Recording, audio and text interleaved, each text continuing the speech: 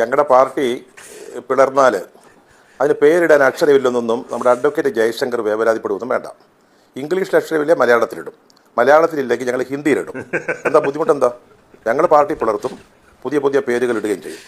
നമ്മുടെ വക്കീൽ ഈ പറഞ്ഞു എങ്ങോട്ടാണ് പോകുന്നത്? അതായത് പിന്നെ ആൻ്റണിയുടെ കാര്യം പറയുന്നു, അത് കഴിഞ്ഞിട്ട് യെദ്യൂരപ്പയുടെ കാര്യം പറയുന്നു. എന്താ ഉദ്ദേശം? അഡ്വക്കേറ്റ് ജയശങ്കറിൻ്റെ ഉദ്ദേശം എനിക്ക് തോന്നുന്നു നമ്മുടെ റോഷി അഗസ്റ്റിൻ എന്താണോ മനസ്സിൽ കരുതിയിരിക്കുന്നത് അതാണ് ഇപ്പോൾ നമ്മുടെ അഡ്വക്കേറ്റ് ജയശങ്കറിൻ്റെ ഉദ്ദേശം. എങ്ങനെയെങ്കിലും ഈ മനുഷ്യനെ പാലായി നിർത്തി തോപ്പിക്കണം. അതാണ് നമ്മുടെ അഡ്വക്കേറ്റ് ജയശങ്കർ പറഞ്ഞതിൻ്റെ ലക്ഷ്യം, ഉദ്ദേശം എന്നുള്ള കാര്യം എനിക്ക് യാതൊരു സംശയമില്ല. എൻ്റെ പൊന്നു വക്കീലെ, നിങ്ങൾ ഇനിയും പ്രായോഗികം പറഞ്ഞാലും രാഷ്ട്രീയം പറഞ്ഞാലും നമ്മുടെ ജോസ് കെ മാണി സാറിൻ്റെ മകനാണെന്നൊക്കെ ഉള്ളത് ശരിയാ, പാലായി നിന്നാൽ ജയിക്കത്തില്ല സാറേ. അതിനുവേണ്ടിയാണ് നമ്മുടെ പിന്നെ റോഷി അഗസ്റ്റിൻ ഈ പെടാപ്പാടെല്ലാം പിന്നെ ചെയ്തുകൊണ്ടിരിക്കുന്നത്. മൈക്ക് തട്ടിയെടുക്കുന്നതും അത് കഴിഞ്ഞിട്ട് ഓരോന്ന് പറയുന്നതും ജോസ് കെ മാണി പറയുന്നതിന് ബദലായിട്ട് വീണ്ടും വേറൊരിടത്ത് പറയുന്നതും ഒക്കെ അതിനുവേണ്ടിയുള്ളൊരു കാര്യമാണ്. ഈ ഈ ഈ ഇന്നത്തെ ഈ കേരള കോൺഗ്രസ് നേതാക്കളുടെ ഈ പിന്നെ പത്രസമ്മേളനങ്ങളിലെ പിന്നെ വർത്തമാനങ്ങൾ കേട്ട് കഴിഞ്ഞപ്പോൾ ഒരു സുഹൃത്ത് തന്നെ ഓർമ്മിപ്പിച്ച് ഒരു ചെറിയൊരു പിന്നെ അഡ്വക്കേറ്റ് ജയശങ്കർ ഒന്ന് അതായത് ഓർമ്മിപ്പിച്ച ഒരു സംഭാഷണം. അതായത് ഈ നമ്മുടെ ലൂസിഫർ എന്ന് പറയുന്ന സിനിമയിലെ ഒരു വളരെ പ്രസിദ്ധമായ ഒരു സംഭാഷണ ശകലം. അതിനകത്ത് സായികുമാറിൻ്റെ കഥാപാത്രം പറയുകയാണ് അദ്ദേഹത്തിൻ്റെ അച്ഛൻ അദ്ദേഹത്തിന് കൊടുത്തൊരു ഉപദേശത്തെക്കുറിച്ച്. അപ്പോൾ ഈ രാഷ്ട്രീയത്തിലെ എതിരാളികൾ അവരെ എങ്ങനെ കൈകാര്യം ചെയ്യണം അദ്ദേഹം പറയുന്നത് അദ്ദേഹത്തിൻ്റെ അനുഭവത്തിൽ നിന്നാണ്. ഇങ്ങനെ ഒരു തീവണ്ടിപ്പാളത്തിൻ്റെ സൈഡിൽ കൂടെ നമ്മുടെ പിന്നെ സായികുമാറും അദ്ദേഹത്തിൻ്റെ സുഹൃത്തും കൂടെ അങ്ങോട്ട് മുന്നോട്ട് നടന്നുകൊണ്ടിരിക്കുക. അപ്പം ആ ഒരു സാഹചര്യത്തിൽ എന്താ ചെയ്യണമെന്ന് അച്ഛൻ പറഞ്ഞു കൊടുത്തിട്ടുണ്ട്. നല്ല കാറ്റുമൊക്കെ ഏറ്റ് നല്ല സന്തോഷമായിട്ട് ഇങ്ങനെ നടന്നു പോകുന്ന കൂട്ടത്തിൽ വണ്ടി ഇങ്ങനെ ചീറിപ്പാഞ്ഞ് വരിക തീവണ്ടി. അപ്പോൾ ഒരു ചെറിയ കൈ കൊണ്ട് ചെറിയ തട്ട്, അപ്പം അയാളിങ്ങനെ പാളത്തിൽ പൊക്കോളും, തീവണ്ടി അയാളെയും കൊണ്ട് പൊക്കോളും. അതാണ് ഇപ്പോൾ നമ്മുടെ പിന്നെ റോഷി അഗസ്റ്റിൻ ഇവിടെ ഉപദേശിച്ചുകൊണ്ടിരിക്കുന്നത്. ഈ പാളത്തെ തട്ടിയിട്ട് അപായപ്പെടുത്താനല്ല, പാലയാകുന്ന പാളത്തിലേക്ക്, ആ മണ്ഡലമാകുന്ന പാളത്തിലേക്ക് ജോസ് കെ മാണിയെ ഒന്ന് തട്ടിയിട്ട് അദ്ദേഹത്തിൻ്റെ രാഷ്ട്രീയ ഭാവി അവസാനിപ്പിക്കണം. അതാണ് ഇപ്പം കേരള കോൺഗ്രസിനുള്ളിൽ നടന്നുകൊണ്ടിരിക്കുന്നത്. പിന്നെ ഒരു ചെയർമാൻ്റെ മൈക്ക് തട്ടിയെടുക്കുന്നതൊക്കെ ഇതിനേക്കാൾ ദുർബലമായ ചെയർമാൻമാർ കേരള കോൺഗ്രസിൽ ഉണ്ടായിട്ടുണ്ട്, അത് സംശയമൊന്നുമില്ല. പക്ഷേ ഞാൻ ഒരു കാര്യം കൂടെ അഡ്വക്കേറ്റ് ജയശങ്കറെ ഓർമ്മിപ്പിക്കുന്നത്, നമ്മുടെ ആർശങ്കർ കണ്ണൂർ പോയി മത്സരിച്ചിട്ടുണ്ട് കേട്ടോ, എന്നിട്ട് കോൺഗ്രസിലൊന്നും പറ്റിയൊന്നുമില്ല. അതുകൊണ്ട് ജോസ് കെ മാണി സത്യം പറഞ്ഞാൽ അദ്ദേഹത്തിന് രാഷ്ട്രീയ ഭാവിയെക്കുറിച്ച് എന്തെങ്കിലും താല്പര്യമുണ്ടെങ്കിൽ ഈ റോഷി അഗസ്റ്റിൻ പറയുന്നതും കേൾക്കരുത്, ജയശങ്കർ വക്കീലും പറയുന്നത് കേൾക്കരുത്. എവിടെയെങ്കിലും ജയിക്കാൻ പറ്റുന്ന ഒരു മണ്ഡലം CPM-നോട് ചോദിച്ചു വാങ്ങിച്ച് അവിടെ മത്സരിക്കുകയാണ് വേണ്ടത്. അല്ലാതെ കേരള കോൺഗ്രസിൽ ഇപ്പോൾ അദ്ദേഹത്തിന് വേണ്ടി ഒരു ട്രാപ്പ് ഒരുങ്ങി വരിക, അതിന് വീടരുതെന്നാണ് എനിക്ക് അദ്ദേഹത്തോട് പറയാനുള്ളത്. പക്ഷേ ഇത് കേരള കോൺഗ്രസ് ബിനു നമുക്കറിയാം ഒരു ചരിത്രം ആവർത്തിച്ചുകൊണ്ടിരിക്കുകയാണ്. ഇപ്പോൾ അദ്ദേഹം റോഷി അഗസ്റ്റിൻ എന്ന് പറയുന്ന ഒരു പാർട്ടി അല്ലെങ്കിൽ ഒരു ഗ്രൂപ്പ് ഉണ്ടാകുന്നതിനെ പറ്റി, ഗ്രൂപ്പ് അല്ല അതൊരു പാർട്ടിയിലേക്കുള്ള ഒരു ചെറിയൊരു നീക്കമാണെന്ന് സംശയിക്കാനല്ല, അങ്ങനെ വിശ്വസിക്കാൻ തന്നെയുള്ള എല്ലാ കാര്യങ്ങളും നമ്മൾ കാണുന്നുണ്ട്. അതായത് ഇതിന് തൊട്ടു മുമ്പ് നടന്ന എന്താണ്, കേരള കോൺഗ്രസ് എന്ന് പറയുന്ന പാർട്ടി UDF-ലേക്ക് പോകുന്നതിനെ പറ്റി ഇവിടെ സജീവമായിട്ടുള്ള ആലോചനകളും ചർച്ചകളും നടന്നതാണ്.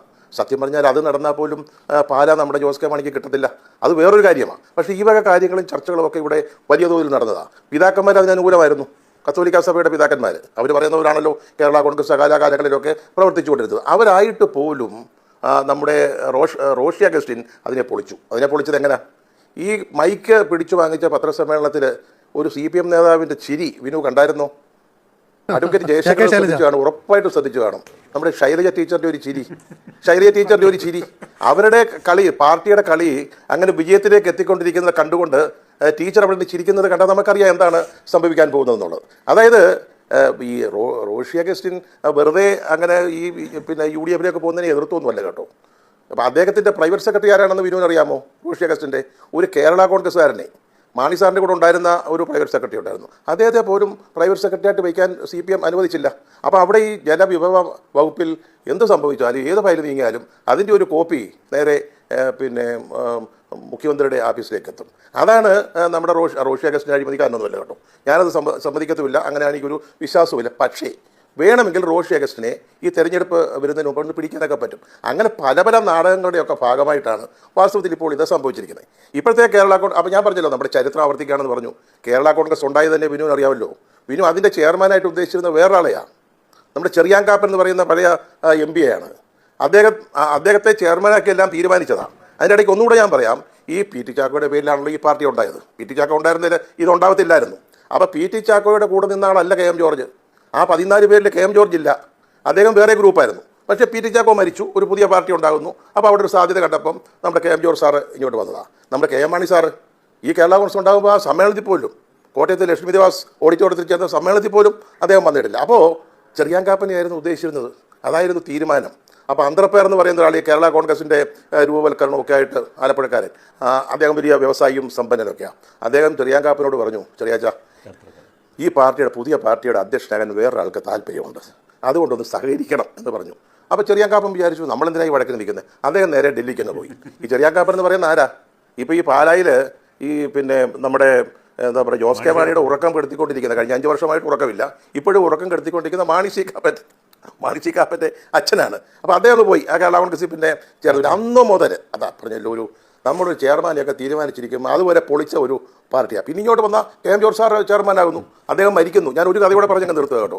ഈ കെ എം ജോർജ് സാർ മരിച്ചുപോയി. മരിച്ചപ്പോൾ കോട്ടയത്ത് വെച്ച് ഒരാൾ കൊണ്ട് റീത്ത് സമർപ്പിച്ചു. അപ്പോൾ ആർ ബാലകൃഷ്ണൻ പിള്ള അത് വലിച്ചെറിഞ്ഞു കോട്ടയത്തെ തിരുനക്കര മൈതാനത്ത് വെച്ചിട്ട്. എന്നിട്ട് ശവസംസ്കാരത്തിന് ശേഷം മൂവാറ്റുപുഴയിലെ ചേർന്ന ഒരു അനുശോചന സമ്മേളനത്തിൽ പിന്നെ ആർ ബാലകൃഷ്ണൻ പറഞ്ഞു, കെ എം ജോർജ് സാറിനെ വധിച്ചവൻ അല്ലെങ്കിൽ കൊലപ്പെടുത്തിയവൻ ഇവിടെയുണ്ട്. അതാണ് ഈ പാർട്ടി. അതുകൊണ്ട് ഈ പാർട്ടിയിൽ എന്തും സംഭവിക്കും.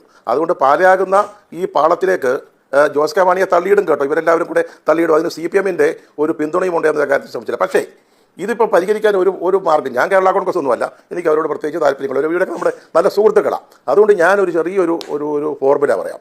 അതായത് പാലാ ജയിക്കണം, അതാണ് നമ്മുടെ റോഷി അഗസ്റ്റിൻ്റെ നിർബന്ധം. പാലാ എന്ന് പറഞ്ഞാൽ മാണി സാറിൻ്റെ മണ്ഡലമാണ്, പിന്നെ കേരള കോൺഗ്രസിൻ്റെ വത്തിക്കാനാണ്. അപ്പോൾ അവിടെ നമുക്ക് ജയിക്കണം. ഒറ്റ കാര്യം ചെയ്യാം, 25 വർഷം അദ്ദേഹം നമ്മുടെ റോഷി അഗസ്റ്റ് എന്ന് പറഞ്ഞാൽ പാലക്കാരനാണ്, ആ മണ്ഡലത്തിൽപ്പെട്ട ആളാണ്. 25 വർഷമായിട്ട് ഇടുക്കിയെ സേവിച്ചുകൊണ്ടിരിക്കുക. ഇനി ഒരു 5 വർഷം നമുക്ക് പാലായെ സേവിക്കാൻ വേണ്ടി റോഷി അഗസ്റ്റ് ഇങ്ങോട്ട് വരട്ടെ. ഇടുക്കിയും കേരള കോൺഗ്രസിന് ജയിക്കാവുന്ന മണ്ഡലമാണ്. റോഷി അഗസ്റ്റിനെ അവിടെ നന്നായിട്ട് നേഴ്സ് ചെയ്തിട്ടുണ്ട്. അപ്പോൾ എന്ത് ചെയ്യാം, നമുക്ക് ജോസ് കെ മാണി. അപ്പോൾ ഈ വക്കീൽ പറയുന്നത് കേൾക്കണ്ടെന്നേ, വേറെ മണ്ഡലത്തിൽ പോകുന്നതുകൊണ്ടൊന്നും ഒരു കുഴപ്പമില്ല. അതുകൊണ്ട് ഒന്നും പാർട്ടിക്കോ ജോസ് കെ മാണിക്കോ സംഭവിക്കാൻ പോകുന്നില്ല. അദ്ദേഹം നേരെ ഇടുക്കിക്ക് പോകട്ടെ, മത്സരിക്കട്ടെ, എല്ലാം സബൂറാക്കാൻ പറ്റും.